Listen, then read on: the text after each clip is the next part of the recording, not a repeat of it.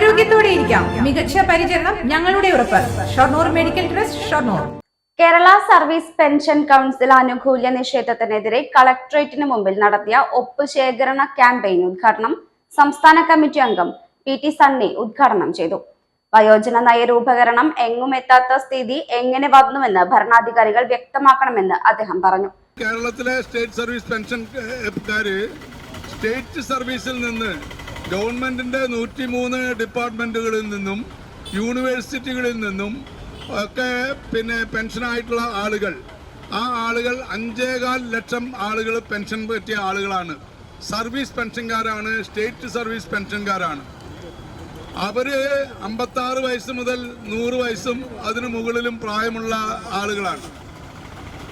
സ്വാഭാവികമായും വയോജനങ്ങൾ എന്ന് പറയാവുന്ന വിഭാഗം കൂടുതൽ ഉൾപ്പെട്ടവരാണ്. 56 വയസ്സ് മുതൽ 60 വയസ്സ് വരെയുള്ള 4 വർഷക്കാലത്തെ പ്രായപരിധിയിൽപ്പെട്ടവരൊഴികെ ഉള്ളവരെല്ലാം തന്നെ മുതിർന്ന പൗരന്മാരാണ്.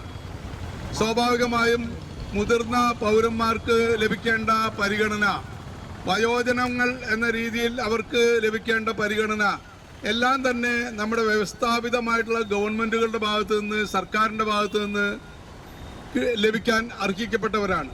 ജില്ലാ പ്രസിഡന്റ് KN ശിവദാസൻ അധ്യക്ഷത വഹിച്ചു.